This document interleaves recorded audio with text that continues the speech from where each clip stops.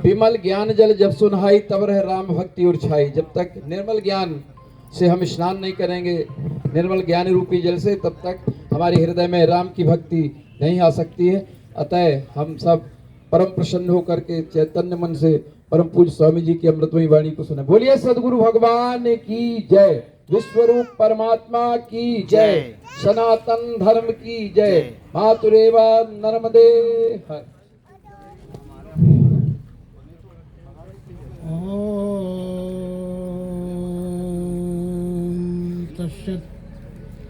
यस्मात् जातं जगत्सर्वं यस्मिन्नेव प्रीयते येनेदं धारिते चैव तस्मै परमात्मने नमः। सर्वेषां यशः नित्यं सर्वभूतहिते रतः कर्मणा मनसा वाचा तस्मै धर्मात्मने नमः।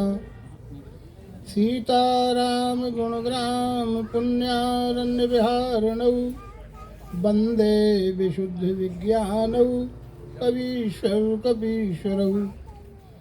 चक्षुषा चैव दिव्येन योगमाविष्करोति यः विश्वतं विश्वरूपं च तस्मै बुद्धात्मने नमः।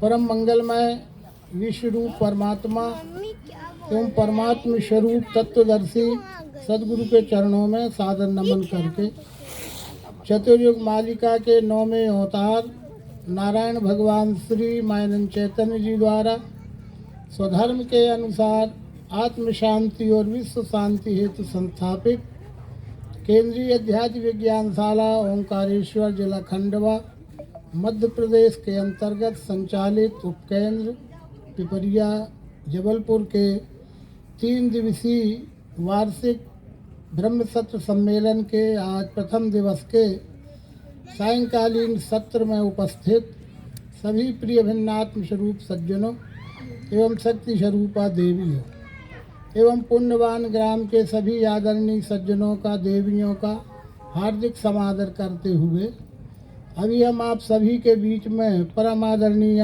श्रीमती मंजू ठाकुर जी के द्वारा हम आप सभी ने वह भगवान के द्वारा आविष्कृत किया हुआ दिव्य चक्षु योग, जो एक प्रायोगिक प्रत्यक्षीकरण है, पिंड ब्रह्मांड की एकात्मता का स्वयं के साधनों से स्वयं बोध कराने वाला प्रयोगात्मक अनुभव रखा, उनके द्वारा रखा गया। हम आप सब ने श्रवण भी किया, देखा, समझा भी।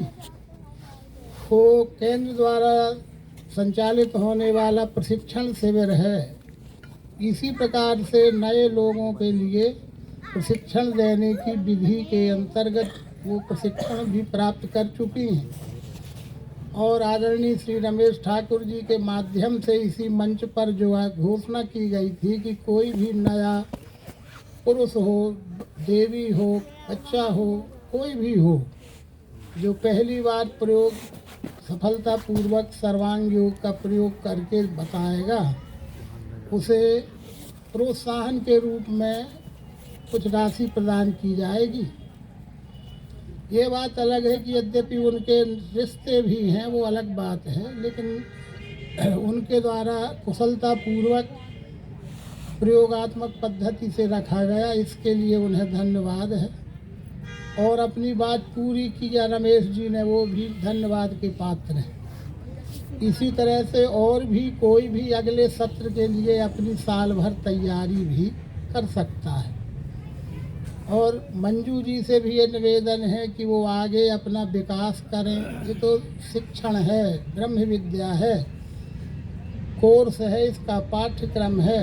पाठ्यक्रम के आधार से तैयारी रखें और जो प्रवेश, विशारद, रत्न आदि की आगे की श्रेणियां हैं, उसके लिए भी प्रयास करें।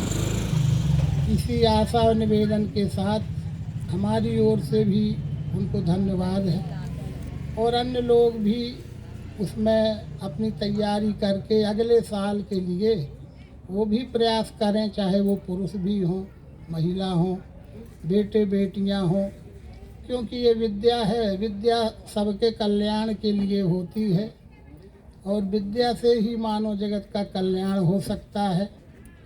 इन्हीं सद्भावना के लिए ये कार्यक्रम है। अभी हम आप सबके सामने यही बात रखी जाएगी और रखी ना यही केवल भूल रहती है। अन्य विषयों में तो मनुष्य किसी भी प्रकार से पढ़ के सुन के सत्संग से यहाँ वहाँ से भी बहुत सा नॉलेज के रूप में, जनरल नॉलेज जिसे आज कहते हैं, जी के जनरल नॉलेज के रूप में विभिन्न क्षेत्रों की जानकारियाँ हम आप सबके पास रहती हैं। ना भी रहे जानकारी, हमको तो गूगल गुरु आज है अपना सबका। ये मोबाइल में एक ऐप है गूगल नाम से, वो गूगल गुरु है इस समय। कोई भी विषय की जानकारी लेना हो तो जिनसे बनता है वो उसमें बहुत सी बातें आती हैं, पर वे ये सब जानकारियाँ कहलाती हैं, जानना नहीं कहलाता। जानकारी हो जाती है इसलिए उसका नाम ही जनरल नॉलेज है। नॉलेज का मतलब ही होता है जानकारी होना, पर जानकारी होने के कारण ये नहीं कहा जा सकता कि वो उस बात का जानकार ही हो गया है। जानकारी होना अलग बात है और जानकार हो जाना अलग बात है। एक कृषि में कृषि के वैज्ञानिक हो जाते हैं, कृषि के बड़े बड़े अधिकारी होते हैं, वो खेत भी नहीं जानते, खेती भी नहीं करते, पढ़ लिख के जानकारी के रूप में उन्हें जानकारी है सब, लेकिन वो खेत में जाके खेती करने में सक्षम नहीं है। वो जानकारी बता सकते हैं कि इल्ली लग गई है, क्या किया जा सकता है, ये घोल बना के ये डाल दिया जाए, ये ठीक, पर पीठ में वो बांध के और ऐसा ऐसा स्प्रे करके खुद कुछ नहीं कर सकते। ठीक, तो वो जानकारी एक अलग चीज़ है, अच्छी बात है, वो रखना चाहिए। वो बिना जानकारी के आगे काम नहीं चलता, लेकिन जानना तो उसको होगा कि स्प्रे कैसे करते हैं। पीठ में वो 15-20 लीटर का डिब्बा टांग के और ऐसा ऐसा पूरे खेत में घूमने में दिन भर में कितना श्रम करना पड़ेगा, वो अनुभव है। किसी भी क्षेत्र में हो, इसी प्रकार से धर्म और ईश्वर तत्व को जानकर उसकी सेवा और भक्ति करना मनुष्य मात्र का जन्म धर्म के लिए ही है। धर्म और ईश्वर का संबंध मनुष्य से ही है और मनुष्य मात्र को भक्ति करने का अधिकार है। मानव मात्र भक्ति करने का अधिकारी है और आज मानव मात्र से भक्ति हो भी रही है, किंतु भक्ति का फल जो अपेक्षित शास्त्र में वर्णित है, भक्ति स्वतंत्र, ऐसा अन्य धर्म ग्रंथों में, संस्कृत के बड़े बड़े साहित्य में तो बहुत प्रकार से भक्ति का निरूपण और भक्ति की महिमा बताई गई है। लेकिन सहज सरल हिंदी भाषा में जो उपलब्ध ग्रंथ है आज मानव जगत में, रामचरितमानस, उसमें भी भक्ति निरूपण प्रसंग राम उत्तरकांड में है। भगवान श्री राम के ही श्री मुख से भगवान भक्ति का विचार रखते हुए कहते हैं कि ये लक्ष्मण, भक्ति स्वतंत्र होती है, उसमें किसी प्रकार का बंधन नहीं रहता। भक्ति स्वतंत्र, सकल सुख खानी और बिनु सत्संग न पावे प्राणी। भक्ति का मार्ग बिल्कुल स्वतंत्र है। तो स्वतंत्र माने आज हम आप भी सोचते हैं कि हम आप भी भक्त हैं, भक्ति कर रहे हैं, लेकिन एक ही कसौटी में यदि हम अपनी भक्ति को परखना चाहें तो स्वतंत्र कहाँ है। हम किसी न किसी भावना के वशीभूत हो करके, कामना के वशीभूत हो करके कर रहे। जो किसी कामना और वासना के वशीभूत होकर किया गया तो स्वतंत्र कहाँ रहा। वहीं तो उसकी स्वतंत्रता खत्म हो गई। मेरे कोई स्वार्थ पूरे हो जाए इसलिए कर रहा हूँ कि स्वतंत्र होके कर रहा हूँ। तो हम जैसे मानते हैं कि हम भक्ति कर रहे हैं, वो हम भक्त हैं, वो तो एक ही पैमाने में हम फेल हो जाते हैं कि भक्ति स्वतंत्र, वो स्वतंत्र होती है और हम किसी कामना के वशीभूत होकर वासना के रूप में फल चाहने के लिए कर रहे हैं, तो कहाँ है स्वतंत्र? तो है ही नहीं वो चीज़, क्योंकि भक्ति स्वतंत्र सकल सुख खानी। यदि स्वतंत्रता पूर्वक कार्य करने को भक्ति कहते हैं, स्वतंत्रता पूर्वक की गई होती तो हमारे आपको अपेक्षित सुख शांति भी मिलती। जब सुख शांति नहीं मिल रही है तो यानी वही बात सत्संग के माध्यम से जानकारी होती है कि हम जैसे कर रहे हैं वो कहाँ तक कितना स्वतंत्र है। जो भी हमारे द्वारा हो रहा है वो स्वतंत्र नहीं हो रहा है, इसलिए उसका अपेक्षित फल जो आना चाहिए, सुख शांति के रूप में आना चाहिए, वो प्राप्त नहीं हो रहा है।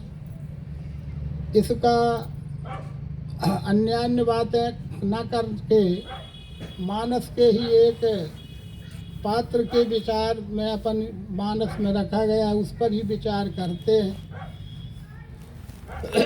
उनका धर्म का इतिहास लिखा हुआ है, थोड़ी उसे ही अवलोकन करें तो पता चल जाएगा कि वास्तव में हमारी स्थिति कहाँ है। इतिहास में मिलता है महाराज मनु का तप। महाराज मनु का तप देखिए, पूरा बहुत बड़ा प्रकरण है, बहुत बड़ा संदर्भ है, पर उसके कुछ अंश देते हैं। तप कहते हैं, हम तप मानते हैं बहुत प्रकार की शारीरिक कष्ट, भूखे प्यासे रह करके सब एक पैर से खड़े रहना, कई दिनों तक भूखे रहे आना, मौन रहे आना, हाथ ऊपर करके खड़े रहना, पानी में घर में रहे आना, आदि आदि अनेक प्रकार के शारीरिक कष्टों को हम मात्र तप मानते हैं। ऐसी बात नहीं है, तप तो सबका लिखा हुआ है। तप आधार सब सृष्टि भवानी, ये सारी सृष्टि तप के बल से चल रही है। तप बल विष्णु सकल जगत त्राता, तप बल ब्रह्मा सृष्टि का रचना करते हैं। तप बल शंभु करहीं संहारा, तप के बल पे संहार होता है। तप आधार सब सृष्टि भवानी, तप के बल से सारी सृष्टि चल रही, अभी भी चल रही है, अभी भी हो रहा है। ये माइक सामने रखा है, आवाज़ दूर तक फैला रहा है, कोई तप किया गया होगा, किसी ने किया होगा। हम तो केवल उपयोग करने वाले हैं। जो आज भी बड़े बड़े साइंटिस्ट हैं, वो किसी चीज़ की खोज करने के लिए तप करते हैं। तप करते हैं यानी रुचि से, लगन से, भावना से, कष्ट सह के उस तत्व की खोज करते हैं। किस में किसका क्या प्रयोग करने से क्या परिणाम आता है, वो तत्व पहचान के ही तो। लोहा हम कहते, लोहा कैसे ओढ़ेगा? अब वो प्लेन के रूप में लोहा भी तोड़ रहा होगा, उड़ ही रहा है। पानी से बिजली बनती है, बिजली से सब काम हो रहा है, तो वो पानी से बिजली कैसे बन गई? ऐसे ही बन गई। ऐसे ही पानी से बिजली थोड़ी बन रही है, उसमें तत्व पहचान के उसमें प्रक्रिया की गई है। तो तप आधार सब सृष्टि भवानी, सारी सृष्टि तप के आधार से है। लेकिन ता का अर्थ तत्व पायाने पहचान, तत्व पहचानने के लिए जो श्रम होता है वो तप ही है। एक विद्यार्थी लंबे समय तक 25 साल 30 साल दिन रात 24 घंटे पढ़ाई करता है, तो कहीं शायद IAS IPS कोई कंपटीशन में वो पास हो जाए। आखिर वो तप ही है, विद्या के लिए तप ही तो किया उसने। किसी को सैनिक भी बनना है तो वो 4 बजे रात से ऐसी ठंड में रोड पर दौड़ लगाते हैं, पसीना बहाते हैं, बड़ी मेहनत करते हैं, तब शायद ग्राउंड निकाल ले और उसका सिलेक्शन हो जाए। तो सैनिक भी बनना है तो तप करना पड़ेगा। किसी को व्यापारी बनना है, व्यापार में कुशल बनना है तो लंबे समय तक पढ़ता लिखता है, उसी प्रकार का अभ्यास। किसी को कुशल कर्मचारी भी बनना है तो उस प्रकार का अभ्यास। यानी जिस क्षेत्र में हमको विशेषता हासिल करनी रहती है उसका अभ्यास काल ही तप कहलाता है। हमने तप का एक देसी अर्थ मात्र लगा लिया।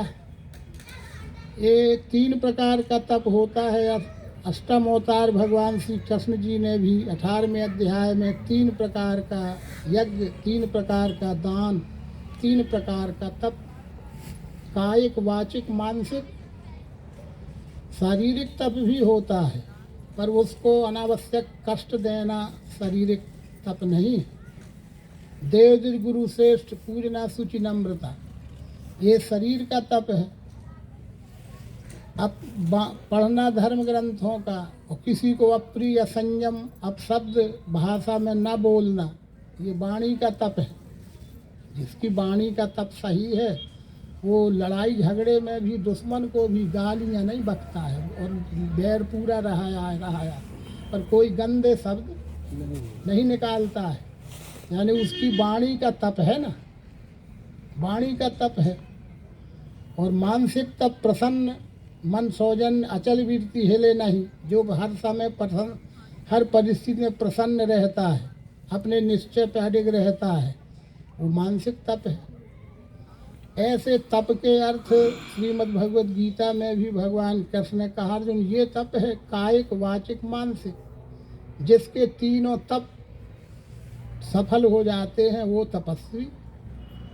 जिसके ये शास्त्र सम्मत अर्थ कुछ और थे, अपने ढंग से हमने अपने अपने स्वमत के अनर्थ कई प्रकार के कर लिए होंगे। इसी प्रकार से तत्व पहचानने के लिए ही सब तप होता है। भवानी पार्वती जी ने भी तप किया था, तो क्या तप किया था? तत्व पहचानने के लिए ही तो तप किया था। और जब वो तप की सफलता, सिद्धि माने सफलता, जब सफलता मिल गई कि कोट जन्म लग रगड़ हमारी, बरों शंभु नत रहो कुमारी, भगवान शंकर के लिए ही तो तप किया था। और भगवान शंकर के लिए तप किया था तो वो सफलता भी मिल गई। पर सफलता तो मिल गई, पर वो उसकी ओर पक्की करने के लिए, मजबूत करने के लिए, दृढ़ करने के लिए वही प्रश्न करती हैं। कहा उसो सादर तत्व बखानी, यही विज्ञान मगन मुनि ज्ञानी। अब आज हमारे बीच में, दिमाग में, समाज में ये चलता रहता है कि विज्ञान कोई मत पंथ है, विज्ञान कोई पार्टी है, विज्ञान कोई मता है, पंथ है। ये भी हम भूल जाते हैं संग के अभाव में। पर पार्वती जी क्या पूछ रही हैं? कहा उसो सादर तत्व बखानी, हे पतिदेव प्राणनाथ मुझे वो तत्व दर्शन बोध कराइए। कहा उसो सादर तत्व बखानी, यही विज्ञान मगन मुनि ज्ञानी। बड़े बड़े ज्ञानी भी जिस विज्ञान को पाने के लिए तरसते हैं, जिस विज्ञान प्राप्त करने के लिए प्रयत्न करते हैं, वो विज्ञान क्या है? हम तो विज्ञान के बारे में ज़्यादा भौतिक विज्ञान को ही मात्र विज्ञान समझ के चलते हैं। तो यो सोचते हैं कि अध्यात्म में कहाँ का विज्ञान होगा। विज्ञान में तो बड़ी बड़ी प्रयोगशालाएं होती हैं, लेबॉरेटरी है, वहाँ बहुत से उपकरण होते हैं, इंस्ट्रूमेंट होते हैं, उनमें कुछ प्रयोग किए जाते हैं, फिर उसका परिणाम निकलता है, फिर बड़े बड़े यंत्र निर्माण हो जाते हैं। ये भौतिक विज्ञान को ही मात्र विज्ञान मान बैठे, पर अध्यात्म में कोई विज्ञान नहीं होता। अध्यात्म तो केवल पढ़ो, सुनो, ताली बजाओ, नाचो, गाओ, रोज हो और वो प्रसन्न हो के दौड़े चले आएंगे। पर दौड़े चले आएंगे, कैसा दौड़े चले आएंगे? ये इतना जब विचारों का मूल्यन हो जाता है तब अशांति मानव जगत में होना स्वाभाविक है। तो वही भवानी पार्वती जी भी पूछती हैं कि कहा उस सादर तत्व बखानी, यही विज्ञान मगन मुनि ज्ञानी। वो विज्ञान क्या है? अब कहाँ विज्ञान अलग से है, कहाँ विज्ञान मता है? अरे विज्ञान सिद्धांत है। विज्ञान एक सिद्धांत है जिसमें सब प्रकार के विज्ञान लय हैं। अध्यात्म विज्ञान की सब शाखाएं हैं। भौतिक विज्ञान उसका की एक शाखा है और भौतिक विज्ञान के अंतर्गत आने वाली अनेक चिकित्सा विज्ञान, समाज विज्ञान, राजनीति विज्ञान, कृषि विज्ञान, खगोल विज्ञान, कितने विज्ञान का हो, पर वो सब विज्ञान अपरा के अंतर्गत आते हैं। इन सब के सीखना चाहिए, इन सब को समझना चाहिए। इनके परखने से, समझने से पारिवारिक, सांसारिक, कौटुंबिक और मानवीय व्यवहार कुशलता से चलता है। लेकिन कोई ये ना सोचे कि इससे शांति मिल जाती है। इससे परम शांति नहीं मिलती है, परमात्मा अनुभव नहीं होता है। इनसे परमात्मा अनुभव को तो पराविज्ञान से होता है, पराविज्ञान से परमात्मा अनुभव होता है और अपरा विज्ञान से संसार का व्यवहार चलता है। दोनों जरूरी हैं, दोनों जरूरी हैं। एक के बिना दूसरा अधूरा है और दोनों मिल गए तो जीवन पूरा है। दोनों मिलके जीवन पूर्ण होता है। एक ही से नहीं चलता है, एक के बिना एक अधूरा ही रहता है। दोनों की अभिन्नता, अखंडता और एकात्मता का बोध कराने वाले प्रयोगात्मक पद्धति को विज्ञान संज्ञा है। कहु सो सादर तत्व बखानी जही विज्ञान मगन मुनि ज्ञानी। भगवान श्री राम अवतार हैं, उनके लिए क्या उपाधि दी जा रही है? सोई सच्चिदानंद घन रामा अज विज्ञान रूप बलधामा। भगवान श्री राम विज्ञान के साकार स्वरूप ही हैं।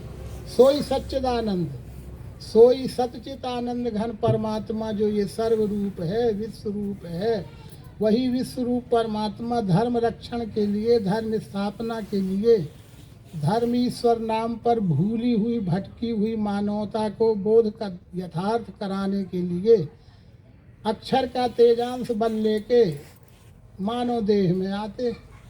सोई सच्चिदानंद, सोई, सोई विशेषण क्यों लगाना? सोई माने वही, वही माने यही, यही माने कौन? यही, यही सब चराचर के रूप में जो दिख रहा है, यही है सोई सच्चिदानंद घन राम। वही देहधारी राम है और वही विश्व रूपी राम है। सोई सच्चिदानंद घन रामा अज विज्ञान रूप बलधामा। पुनि सादर बोले मुनि नारद सुनहु राम विज्ञान विशारद। वही भगवान श्री राम को नारद जी कह रहे हैं कि सुनहु राम विज्ञान विशारद। पुनि सादर बोले मुनि नारद। ये भगवान श्री राम विशारद हैं, माने पारंगत हैं, उस विषय में पारंगत हैं। कौन सा विषय है? शस्त्र शास्त्र प्रवीण। शस्त्र में भी और शास्त्र में भी। जो शस्त्र से हो चाहे शास्त्र से हो, कैसे भी हो, हम धर्म रक्षा करेंगे, धर्म स्थापना करेंगे, वो विज्ञान विशारद है। शस्त्र से हो चाहे शास्त्र से हो, दोनों से जो जीत लेता है। नाम विभीषण जहि जग जाना विष्णु भगत विज्ञान निधाना। रावण यद्यपि आसुर है लेकिन उसका भाई विभीषण है, उसे भी लिखा है नाम विभीषण। जिनका नाम विभीषण है, नाम विभीषण जहि जग जाना विष्णु भगत विज्ञान निधाना। वो विज्ञानी थे विभीषण। हनुमान जी के भी तो के लिए लिखा है, हनुमान जी विज्ञानी थे। वंदे विशुद्ध विज्ञानऊ कवीश्वर कपीश्वरऊ। कवियों में श्रेष्ठ वाल्मीकि और कपियों में श्रेष्ठ हनुमान जी के चरणों की मैं वंदना करता हूँ। क्यों करता हूँ? क्योंकि वो विज्ञान में पारंगत हैं। जो विज्ञानी होता है वही अनन्य भक्त हो सकता है, और जो अनन्य भक्त होता है वही पूज्य है, वही श्रेष्ठ है। उसी से समाज का और धर्म का कल्याण हो सकता है। विद्वानों से मात्र धर्म की रक्षा नहीं हो सकती। विद्वता होना अलग चीज है, विद्वान होना अलग चीज है, और विद्यावान होना अलग चीज है। विद्वान विद्वता से उदर पोषण चल सकता है, वैभव विलास का जीवन जिया जा सकता है। विद्वान वैभव विलास में जी रहे, और विद्यावान, अब क्या है तो बड़ा रहस्य की बात, उसी को मैं तो लिखी है। विद्यावान गुणी अति चातुर, राम काज करिबे को आतुर। हनुमान जी की ये विशेषता है कि वो विद्यावान हैं कि विद्वान हैं, विद्यावान हैं। इसलिए तो राम काज के लिए प्राण भी हथेली में रखे हैं ना। विद्यावान गुणी अति चातुर और राम काज करबे को आतुर, राम काज करबे को आतुर। हम भक्त तो खावे को आतुर हैं, अरे स्वार्थ के लिए आतुर हैं, सुख सुविधा मिलने के लिए आतुर हैं कि राम काज करबे आतुर हैं। राम काज का मौका आए तो ये भी तखत के नीचे जगह ढूंढो कहाँ प्राण बचे। और खाने पीने को हो तो पहले टूट पड़ेंगे। और भक्त नंबर 1। और गाना चाहे जेके गवा ले, गाना चाहे जिसका गवा ले, लेकिन हमारे में कछु ढिल्लू भर सुई की नुक बराबर भी तो कोई गुण धर्म आचरण हो। विद्यावान गुणी अति चातुर और राम काज करिबे को आतुर। ये राम काज करने को आतुर यानी तत्पर रहने वाला। ऐसा विवेक, ऐसी शक्ति, ऐसी सामर्थ्य कहाँ से आई? ओ भगवान श्री राम का यही उपदेश। जैसे हम आज समझते हैं कि जो बैठता है वो ही बताता है, उतना ही बताते हैं, एक के आगे और ये कछु नहीं जाने। पर साल भी यही बताए, ये साल भी यही बताए, हर साल यही बताते हैं और जो बैठते हैं वो भी यही बताते हैं। सही बात तो ये है कि इसके आगे कुछ है भी नहीं तो और क्या बताया जाए। अंतिम सत्य तो यही है, शाश्वत सत्य तो यही है, सनातन सत्य तो यही है। और यही भर तो पता नहीं है, बाकी तो सबको सब पता है। बाकी तो सारे संसार को सबको सब पता है, केवल यही छोड़ के कि इसलिए वही बताना जरूरी है जब तक। और जो ऐसा लगता है जिनको कि वही बताया जाता है, तो उनसे निवेदन है कि एक आध दिन वो भी आके बैठ के वही बता जाएं। उन्हीं को तो 2100 रुपया मिलना है, उनको और 2500 दिए जाएंगे। भाई वही तो तुम भी ना बता दे वही। ठीक है नहीं भाई? और दूसरे वही से क्यों एलर्जी हो गई? होती है, लोग कहते वही बताते हैं। पर्चा लोग बांटने जाते होंगे, हाँ होगा क्या? वही होगा, हाँ वो ही आएंगे जो पर साल, हाँ वही बताएंगे जो पर साल बताएंगे।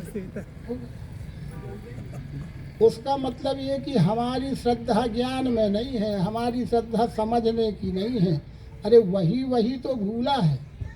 अगर उनसे निवेदन से कहें, हम भी शामिल हैं। एक दिन हमारी भी वही क्लास थी, हमें भी लगता था, ऐसे ही लगता था प्रारंभ में, पर ऐसा हमसे ही कहा गया कि वही कहते हो, तो आज आप आ जाओ और वही तुम सो ही बता दे, आ जाओ। तो हम नहीं जा पाए। कहाँ जा पाएंगे? वहाँ नीचे बैठ के कुछ बता लें, पर यहाँ बैठने के बताने में तो साहस सामर्थ्य लगता है। और वो सामर्थ्य सद्गुरु का सामर्थ्य है, कोई व्यक्ति का सामर्थ्य थोड़ी। लेकिन यही जीव की पहचान है कि वही चाय सुबह पिए थे, अब कितना ही बेआराम है, हम मना बिल्कुल नहीं कर रहे हैं। अब वही चाय क्यों पी रहे हो? वही नाश्ता, वही चाय, वही घर, वही बिस्तर, वही तो सब कर रहे हैं ना, हर जीव स्वार्थ का। और जब एक दिन भी वही करने को ना मिले तो झगड़ा कर लेता है। केवल ज्ञान के लिए वही, वो ज्ञान की बातें नई सुनना चाहता है, नित नई बातें सुनना चाहता है। लेकिन जीवन जीने के लिए तो वही हम रोज करते हैं ना। आज इस घर में रहे हैं, कल दूसरे घर में, तीसरे घर में, रोज घर बदलोगे का? वही पत्नी, वही बच्चे, वही परिवार, वही खेती, वही दुकान, वही नौकरी, वही ऑफिस, वही टेबल, वही कुर्सी, वही सब वही तो करता है ना जीव। पर स्वार्थ में कभी नहीं जीव को लगता कि वही करना पड़ रहा है। और जब ज्ञान में भी जब वही समझने लगता है, तब उसको ये प्रश्न ही भूल जाते हैं, ये शंका ही नहीं उठती है कि वही क्यों। अरे वही तो भूला है, बाकी तो सब जानकारी में सबकी है। ये वही परमात्मा जो दिख रहा है यही परमात्मा है, यही तो भूला है। और परमात्मा को आप व्यक्ति के रूप में देखना चाहते हैं, यही तो मेरी भूल है। कुछ समझ में आने लगता है। परमात्मा व्यक्ति नहीं है, परमात्मा तत्व है। और तत्व की दृष्टि से अविनाशी वही जानो व्याप्त जो सब विश्व में। तत्व तो विश्व रूप में व्याप्त है, कहाँ तत्व नहीं है। तत्वों का तो सब खेल बना है, तत्व से सब सृष्टि बनी है, तत्वों से सब चल ही रहा है। और आखिर में कहाँ विलीन होना है, कहाँ विलीन होना है। तो लिखते ही तो आज पंच तत्वों में विलीन हो गए। अरे तो जहाँ विलीन होना है वो उसको नहीं समझना चाहते।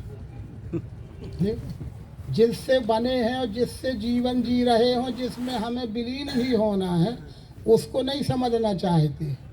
एक था ऐसा, एक था वैसा, ये हुआ फिर ये हुआ, उसने ये किया ये मिला। इससे क्या हमें क्या मिला? इस ठीक है, जिसने जो किया उसको मिला, हमें क्या मिलेगा? जो हम करेंगे वो हमें मिलेगा। ऐसा क्यों नहीं समझने को तैयार? उनने ये किया उनको ये मिला, उनने ये किया उनको ये मिला। तो हम क्या कर रहे हैं? हम अपने बारे में कब सोचेंगे? दूसरों की बातें सुनने से क्या लाभ हो? रामायण कहती कि दूसरों की सुनो, पर दूसरों की सुन के अपनी तो मिलाओ कि हम क्या कर रहे हैं। उनने जो किया उनको मिल रहा है, अच्छे को अच्छा मिल रहा है, बुरे को बुरा मिल रहा है। तो हम अपना भी तो मिलाएं कि हम कितना अच्छा कर रहे हैं, कितना बुरा कर रहे हैं। तो हमको भी वही तो मिलेगा। जो न्याय तो ईश्वर का एक है ना। वो अच्छा करने वालों को अच्छा मिला, बुरा करने वालों को बुरा मिला। यही तो कहानी है, यही तो धर्म का इतिहास है। तो हम क्या अच्छा बुरा कर रहे हैं, अपने बारे में भी तो सोचें। इसलिए चरित्रवानों के चरित्र सुनिए। और भगवान कहते कि चरित्रवानों के मात्र चरित्र सुन के क्या तुम भी चरित्रवान बन जाओगे? श्रवण कुमार का चरित्र सुन लिया हम आप आज भी। अंधे माता पिता को कांधे में बैठा, कांवर में बैठाल के तीर्थ कराने गया हैं। सुन रहे हैं ना, कई जन्म से सुन रहे हैं श्रवण कुमार की पितृभक्ति मातृभक्ति। और हमारे माता पिता गृहस्थ वृद्धाश्रम में हैं और हम IAS हैं। हम विदेश में हैं, फॉरेन में हैं, हम बड़े पद में हैं। और हमारे माता पिता वृद्धाश्रम में हैं, अनाथालय में हैं। और हम श्रवण कुमार की भक्ति रोज पढ़ रहे हैं। तो क्या हुआ हमारे से पढ़ना? हम कितने चरित्रवानों का चरित्र पढ़ रहे हैं। चरित्रवानों के ही चरित्र पढ़ाए जाते हैं, लिखे गए हैं। इसीलिए लिखे गए थे, इसीलिए सुनाए जाते हैं कि लोग भी चरित्रवान बनेंगे। यही उम्मीद थी ना कि लोग चरित्रवान बनेंगे। तो न सुनाने वाला बन रहा, न सुनने वाला बना। कितने सुनाने वाले कैसे जैसे हैं, और हम सुनने वाले कैसे जैसे हैं सो हैं। तो क्या हुआ उससे? क्या हुआ? इसलिए सारा दारो मदार वहीं जाता है। लंबी सांस आ जाएगी, लंबी सांस लेना पड़ेगी जगह इस विषय में अगर सोचेंगे कि हमने भी सब सुनाया, हमने भी सब सुना। हम हैं सुनाने वाले, आप हैं सुनने वाले। दोनों का चरित्र ठीक नहीं है, न सुनाने वाले का न सुनने वाले का। तो हमें क्या हुआ उससे? इसलिए वो इसलिए लिखे गए थे कि चरित्रवानों ने भी क्या जाना था, क्या समझा था और कैसे जिया था, तब वो चरित्रवान कहलाए। और उनके चरित्र सुन के हमें भी वही जानना पड़ेगा, वही देखना पड़ेगा, वही समझना पड़ेगा जो उनने देखा, जाना, समझा, तब उनके चरित्र में आ गए। श्रवण कुमार की पितृमात्र भक्ति आ गई। प्रहलाद की भक्ति का मार्ग समझ में आने लगेगा। पिता है लेकिन धर्म विरोधी बात कर रहा है? तो प्रहलाद झोंका क्या है? मरने को डरा क्या? आग में जलाया, समुद्र में डुबाया, पहाड़ से गिराया, हाथी के पैर तले दबाया। कितने भी मारने के उपाय पिता ने किए एक पुत्र के लिए। ये भी कथा ही तो है प्रहलाद जी की। लेकिन वो अपनी भक्ति में तो अडिग है ना। पर क्या भक्ति में क्या अडिग है वो, उनको नरसिंह भगवान से ये दिव्य चक्षु का बोध मिल गया था कि मोह में तो मैं खड़क खम्भ में कहाँ बताऊं राम। यही है ना भाई। वो कहता बता तेरा राम कहाँ है, बता तेरा राम कहाँ है। तो वो क्या कहते थे, पिताजी क्या मूर्खता पूछते हो, कहाँ बताऊं कहाँ है। अरे कहाँ नहीं है, ये बात है ना, कहाँ नहीं है, सब में है। आगे जाके मैं सब जगत बैरागी और प्रेम ते प्रकट हो जिमी आगी।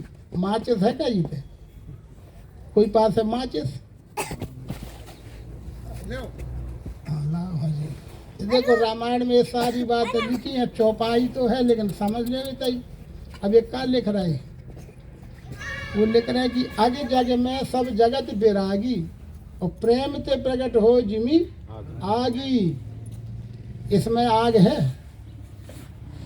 बताओ तो सोना सुनी का खेल थोड़ी है। यहाँ हमारे सबके पास बुद्धि है, विवेक है, ये में इसमें आग है का? दो फेकरा होगा या भाई? अब वो अलग बात है, तो व्याख्या हो गई। अब तो हाँ नहीं की बात है। ठीक है, ये में हाँ नहीं में उत्तर दे, ये इसमें आग है कि नहीं। ये तरफ ज्यादा कहें है कहें वारे है, और ये तरफ ना कहें वारे ज्यादा है। इसमें आग है दिख रही है, नहीं दिख रही है, पर क्या नहीं है। इसलिए हर चीज मात्र आंख से देखने की नहीं है ना, हर बात को आंख से देखे के ही हाँ कहे। आंख दिख तो नहीं रही है, पर है कह रहे हैं। कैसे कह रहे हैं?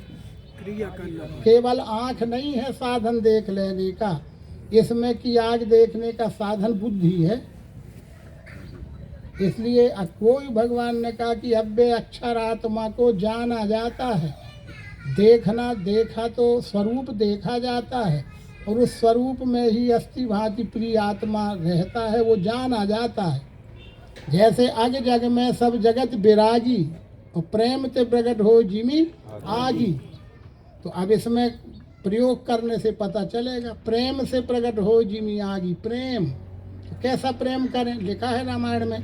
आगे जाके मैं सब जगत बैरागी प्रेम ते प्रकट हो जिमी आगी। तो हमारा प्रेम है ना विश्व, हमें उदबत्ती जलाना है, जोत जलाना है, कुछ भी करना है, प्रेम है। माचिस से नहीं थी तो बुला लिया ना, थी है भाई किसी के पास माचिस, दे दिया आपने, मिल गई, प्रेम हो गया, मिल भी गई। अब हम क्या करें, एक है जेब में रख लें तो हो जाएगा, पूरे शरीर ही में लपेटे भागे। प्रेम है भाई, बड़ी मुश्किल में मिली है प्रेम थे प्रकट हो गया है, यही है प्रेम।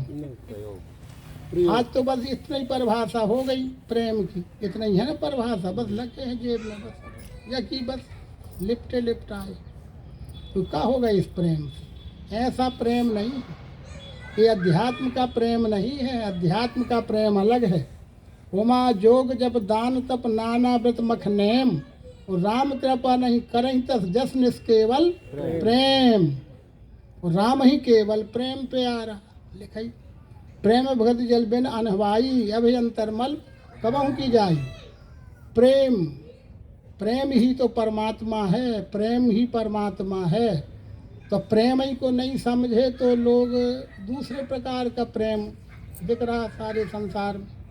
कह रहे कि प्रेम कर रहे हैं, प्रेम कर रहे हो कि वासना कर रहे? वो वासना है, प्रेम रेम कहाँ है? प्रेम तो उसको कहते हैं कि जाही न चाही कबहु कछु, तुम सन सहज सने बसहु निरंतर तासुर सो राउर निजगे।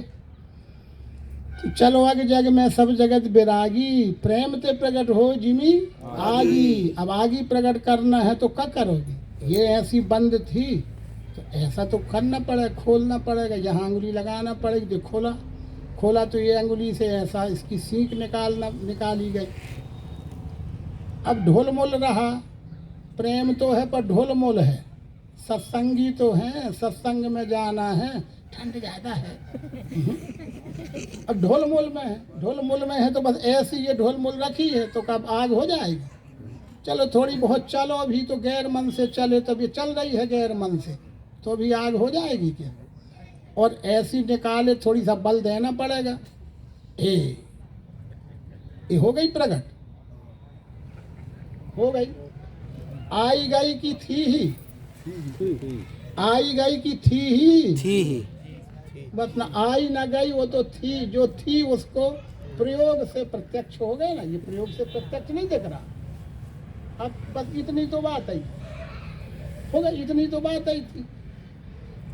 ये गाना गाय का, इस गाना गाओ कई जन्म प्रेम से प्रकट हो जिमी आजी, प्रेम से प्रकट हो जिमी आजी, पर क्रिया ना करोगे का? हाँ, तो वो क्रिया का महत्व है, वो क्रिया सर्वांग योग है, वो क्रिया ये सर्वांग योग है, जिसके महत्व को हम नहीं समझते हैं। एक ही सूत्र अपने मन के जोड़ लेते हैं, इसलिए हम अधूरे रह जाते हैं। इसलिए जल कहा गया होगा कि रसरी आवत जाते सिल पर परत निशान, रसरी आवत जाते सिल पर परत निशान। पहले कुआ होते थे, उसमें इतनी मोटी पत्थर की पाटी डाली जाती थी, घड़ा में या बाल्टी में रस्सी बांध के पानी निकाला जाता था, उससे घिसती हुई रस्सा जाता था। तो मुलायम रस्सी होती है पत्थर की अपेक्षा, पर इतने मोटे पत्थर में भी इतने गहरे गड्ढे हो जाते थे। ऐसे ही करत करत अभ्यास के जड़मती होत सुजान, रसरी आवत जाते सिल पर परत निशान। अब हम एक ही गाना गए, समझ में नहीं आए क्या बताते हैं, समझ में नहीं आए क्या बताते हैं। अरे रुचि नहीं है, अभ्यास नहीं है, तो एक ही आरोप लगाए कि समझ में नहीं आता क्या बताया जाता है। ये कोई बात है कि समझ में नहीं आता क्या बताया जाता है?